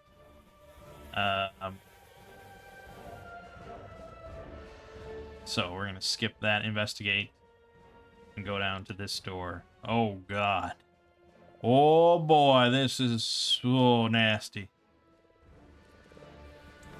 The interior of this watch post still has a wooden ceiling high above, but a thick mound of filth and animal carcasses heaped on the floor make the room anything but inviting.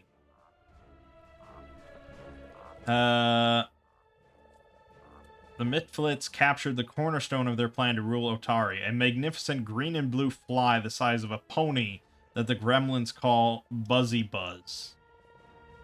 They keep it here believing that the fly can't escape this room. Buzzy Buzz can leave whenever it wants, but the food in this area keeps it satisfied here. In fact, this room is slightly too convenient, as a second giant fly with brown and blue coloration sometimes comes in too. The 2 giant flies get along with one another since they both have plenty of food. However, the Mitflits have never seen both in the room at the same time, so Boss Scrong and his followers believe there's only one giant fly. They don't understand why Buzzy Buzz seems to change color from time to time. Okay, so... I don't think there's any different... No, they're both identical. But this one is green and blue. So it lunges at the heroes, assuming they're more food. 1 round later, the brown and blue giant fly darts into the room through the trapdoor and joins in the attack. Alright, well, let's get him in there. This is a trivial encounter. Oh, no. So it has incredible initiative. Oh, no. No, I think Botha has incredible initiative.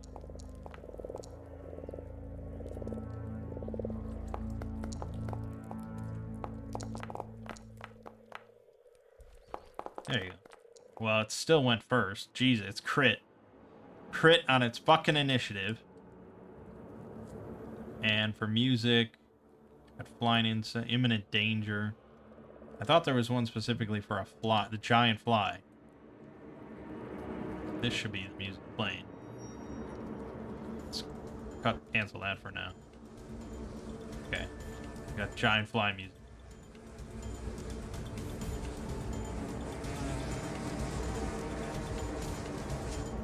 Perfect. Okay. let's do it. Giant fly up first. What does it got? It's got some mandibles that also initiates fly pox.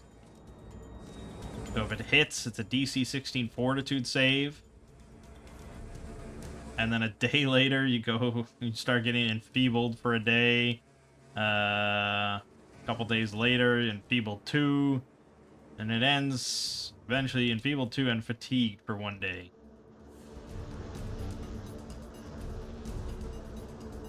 Enfeebled affects strength checks. Okay, well, we want to avoid that. It has tremor sense and dark vision, but this has eyes, so it doesn't suffer the same thing as the maggots. And it also has avoid the SWAT as a trigger. When it's targeted with a melee or ranged attack by an attacker it can see, gains +2 bonus against the triggered attack. If it misses, it can fly up to its fly speed.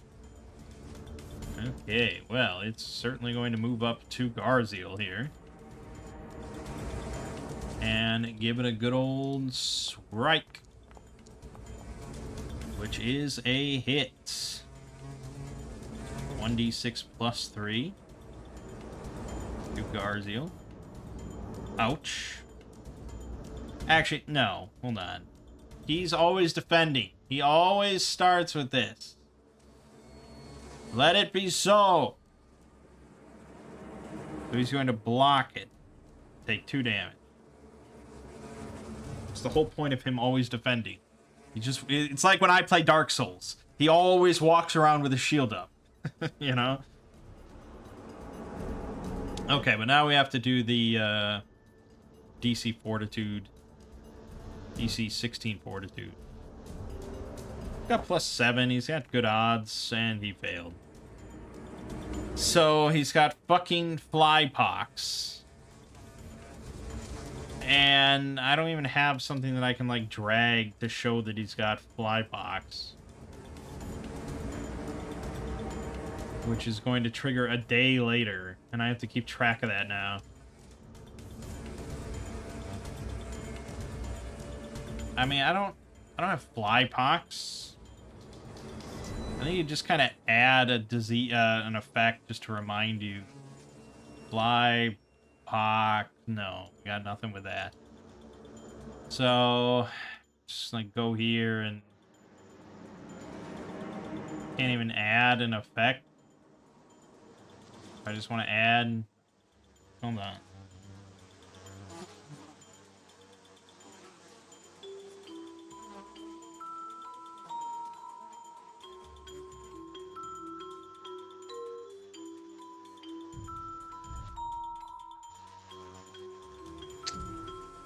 Seven months ago, the devs said that afflictions are the next major planned feature after we're done with the Kingmaker stuff. Great.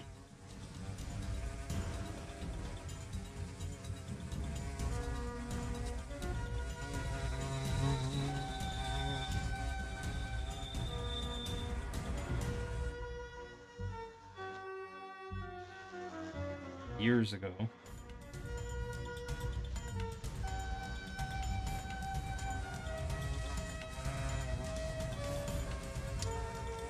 Yeah, I mean, I guess I just kind of like have to add a note or something. And then maybe remember this. Fought Flybox. Maybe I'll remember it. I don't know. So that was its second action. Its third action will be another strike for the hell of it. And is also a miss. Oh, excellent. Yeah, that 20 AC. Awesome. Okay, Batha. Batha. And Batha is probably just going to Caustic Blast, because it's good. And good for you. We're going to cast that. DC. Oh no, you want to roll damage first. I got to get used to that. Damage, and then roll this. And then it succeeds critically. So it takes no damage whatsoever.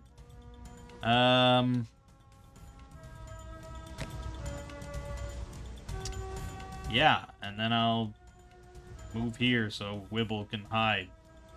We care about Wibble. We care about Wibble. Alright, so he's going to hide.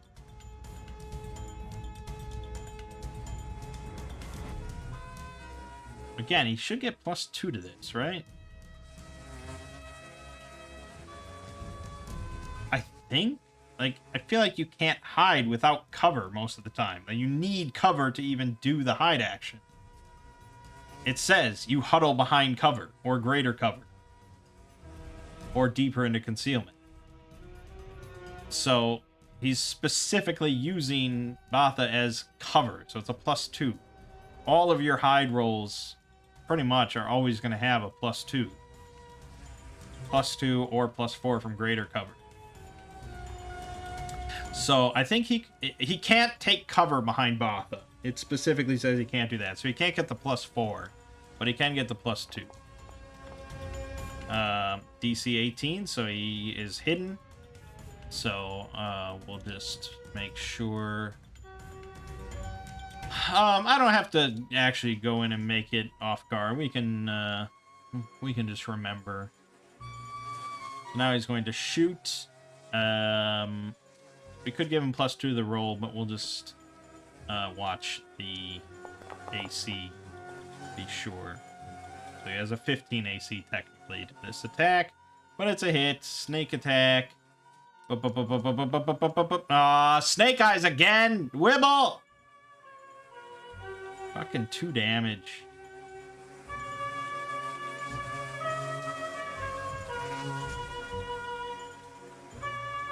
So the fly actually could use its reaction, avoid the swat, to get a +2 bonus against the attack. And had he not been off guard, it would then miss.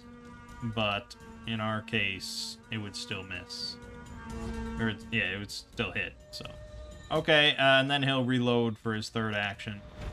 Garziel.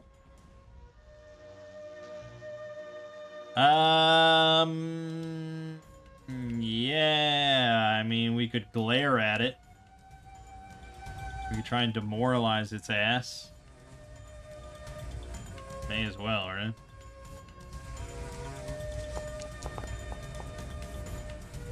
Failed by 1, unfortunately. Damn! I don't think anything would have really affected that. Damn. Alright, well then he'll strike once and then raise his shield. Miss. Okay, and he's raised his shield, so that's that. Buzzard is probably going to try to tumble through. So he gets a +2 to tumble through. And I believe I've added that as an act. Now, I don't know specifically how it works moving through allies. If I can, like, tumble through... Like, where do I stop, then, if I fail?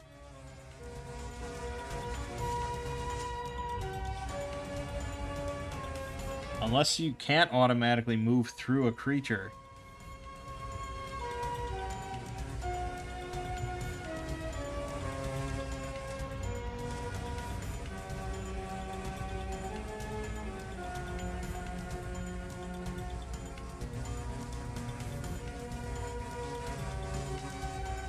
I mean, it's a rare RPG that doesn't allow you to move through creatures.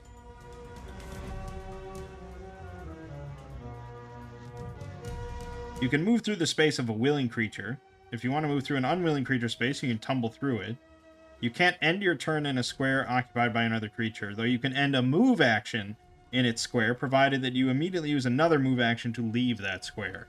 Well, that's very clear. Thank you. Okay, so Buzzard is going to move onto Garziel during his tumble through action. So we're going to attempt that. He gets +2 for Bouncy Goblin, -1 for Clumsy, so +6. I mean, this thing is flying. I feel like that should impact it. But no, he failed. Damn, I need a 13 or higher to tumble through. Well, we're certainly going to try again. Because why not? Fuck. Okay, so right now he's here. He either has to, I don't know, he either has to rage as just an action that he does, or he tries it a third time and we get in there. Fuck it, I'm trying it a third time. And that's what it takes. Okay, so we get right in there. Because that's 5. Well, I was in Garziel's space. So that's just 15 movement. But that's Buzzard's turn, so... Okay, now we add the second giant fly to the encounter. So this fly swoops down. And gets added. And rolls initiative now. Rolled a 12, that's good. But the first one gets to go, and is, of course, going to keep picking on Garziel.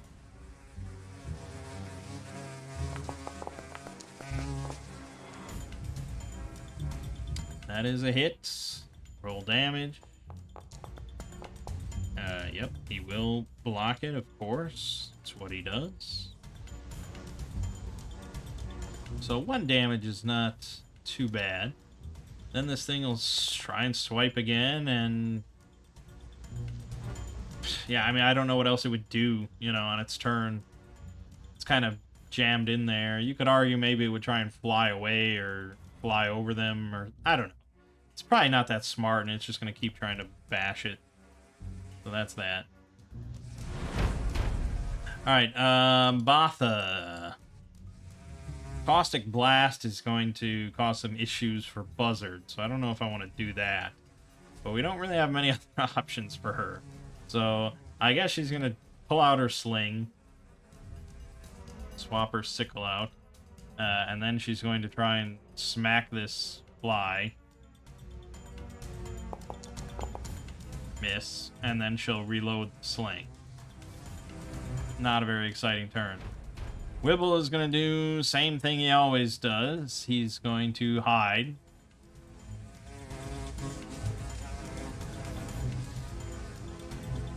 This is his tactic.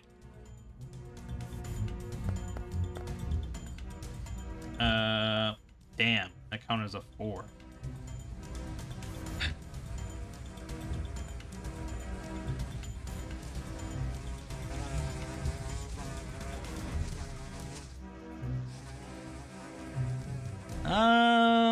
I guess he'd probably hide again. The sneak attack is very big for his damage. So he's going to try and hide again. Even though he'll have to... Oh, you need to add +2 to this. Yeah, +2. So that's a success. Fuck you. Okay, so then he's going to shoot. And again, his AC is too lower. So 15, that's a hit. Sneak attack. Come on, big boy. Yeah, there we go. 8 damage. Good, that's something. And that's his turn. Garziel. This is good. It's immune to demoralize. It's not afraid of me. There's not much else I can do. We'll just swing. That is definitely a hit. Excellent. 1d8 plus 4. 8. Yes, excellent. 12 damage. Dead. Awesome. So Garziel's going to then move in on his second action, and he's going to demoralize this thing on his third action.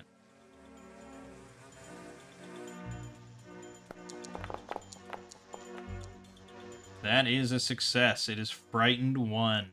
Awesome. Right as its turn goes. So I believe at the end of its turn, he's going to not be frightened. But still, it's something. Okay, he's going to go for Buzzard. He swooped down. He saw Buzzard. He's going to try and kill him.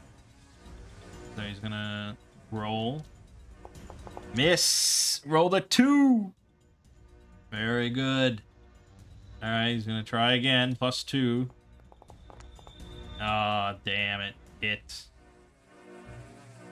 But our buddy, Garziel, has his reaction here. So, 1d6 +3 damage. Yep, we will use Liberating Step.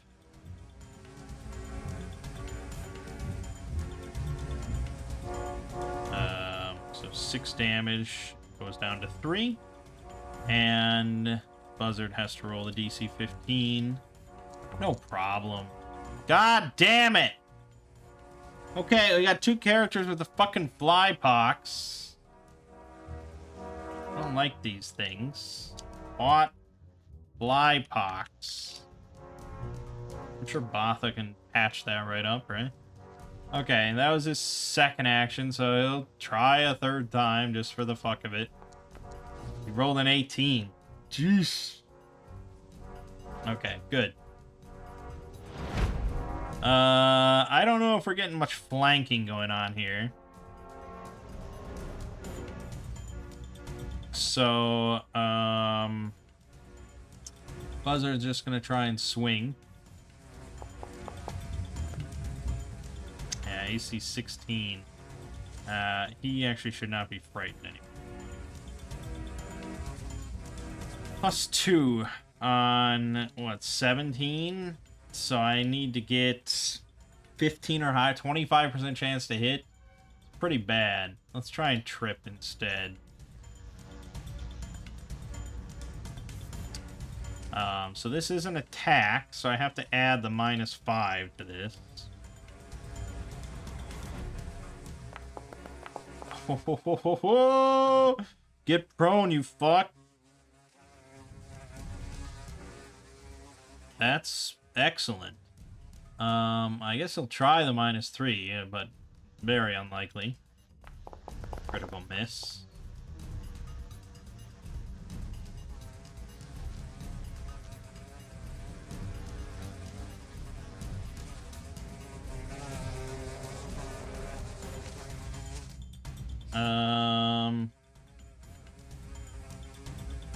Hold on, avoid the SWAT. Dragonfly is targeted with a melee or ranged attack.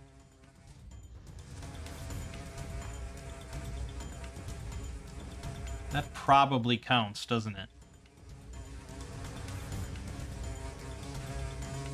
I think we have to say that. It says right here, attack. It says attack. How can I argue with that? So he'll use avoid the SWAT. He won't be prone then. Sad to say, I know. And then he can immediately fly up to his speed, which is 20. No, it's 40. Fly 40.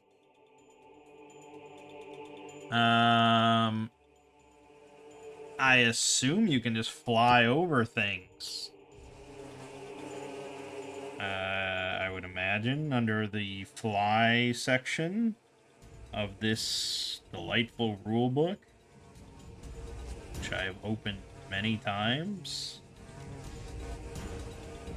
It says, fly. You move through the air up to your fly speed. Moving upward, straight up or diagonally, uses the rules for moving through difficult terrain.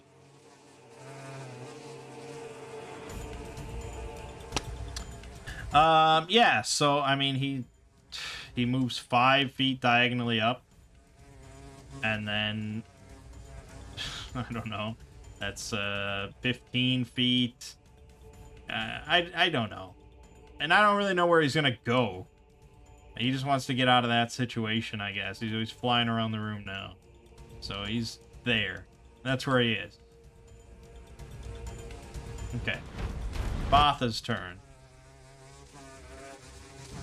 I suppose we will try to use Caustic Blast, even though his reflex save is very high, and he succeeded. So he takes the brilliant 1 damage. Awesome, Botha. Now that's not an attack though, and I did reload the sling. So for our third action, we're going to just fire off a sling bullet, also known as a rock. Yes, hit. He does not have his reaction, so it's a hit. 4 damage to that asshole. Haha. Okay, Wibble, I know, is not reloaded.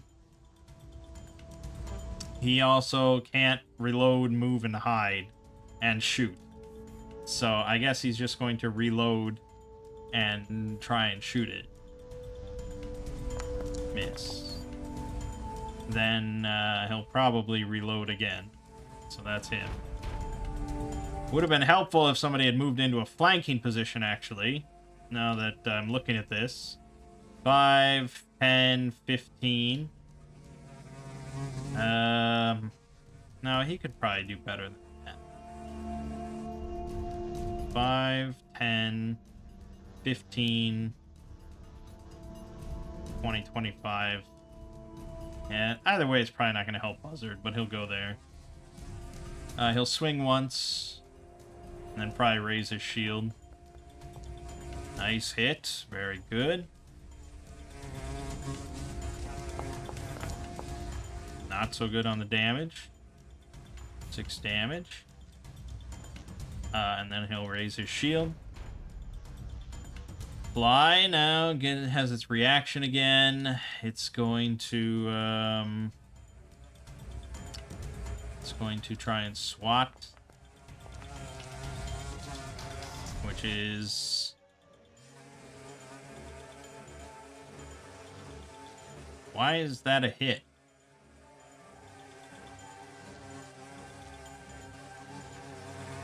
You have your shield raised.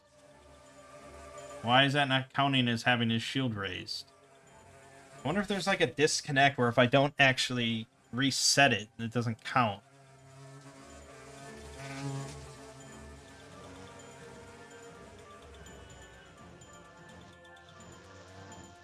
Yeah, I mean, now it's 20. So, I don't know. But it missed. The giant fly is going to move here and try and bite Botha instead. Spread the pox. And of course he hits.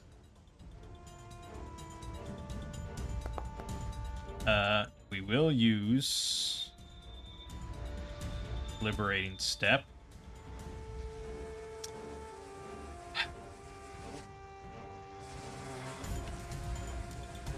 There you go. Damage. 2 damage. And then the DC 16 Fortitude, which we all fail. Nope, she actually succeeded. Great. Okay, that's its turn. Okay, Buzzard is probably going to try to tumble through. Let's see, that's 5, 15... Fuck. 20... 20... No. Yeah. 5, 10... No, 5, 15... 20, and then 25, because that's an odd number. So he can tumble through to get... So he's going to be here during his tumble through action when he makes the check. That looks like a success to me, so he'll end up there. Right where he wants to be. And that is a hit. He's not raging, so he's not nearly as effective. But he's good enough. He's got a third action. I guess he'll try for it.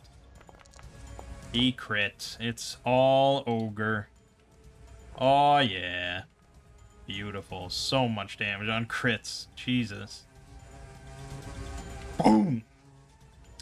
Okay, and that is the encounter over. Another 80 XP.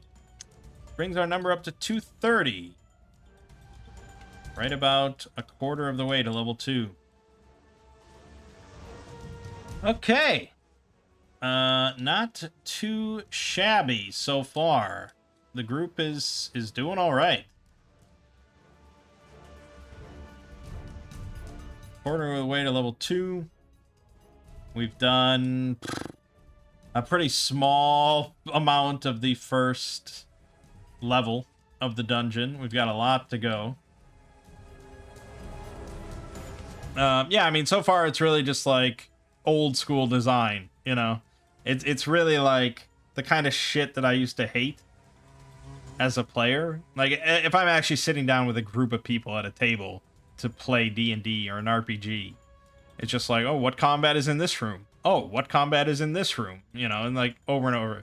But in this format, where it's really just like a turn-based video game almost, it's kind of the way to go. So, yeah, it's pretty good. And I like the team I've put together here for the most part. Good old Buzzard. He's actually dangerously close to these maggots. I don't know if you'd probably count that as 10 feet, to be honest. The encounter would have been prolonged. But for the sake of ending the video, we'll leave it there. Okay. We will continue with Abomination Vaults next time. We have a lot left to go if we actually wanted to go all the way through this. There's 10 chapters to this, 10 levels. And I feel like these maps are big boys. If we want to just a preview, because we might never actually get to this. This is level 6. Experiments in Flesh. There you go. That's level 6. So, yeah. And I'm looking at every room just has, like, some horrible creatures in it. So, of course. But, yeah. It's good stuff. Combat is very fun. As a tactical, role-playing, turn-based combat system, it's quite good. But for now, my name is Mang. This has been Pathfinder 2nd Edition, Abomination Vaults on Foundry Virtual Tabletop. And I'll see you fine folks in the next part.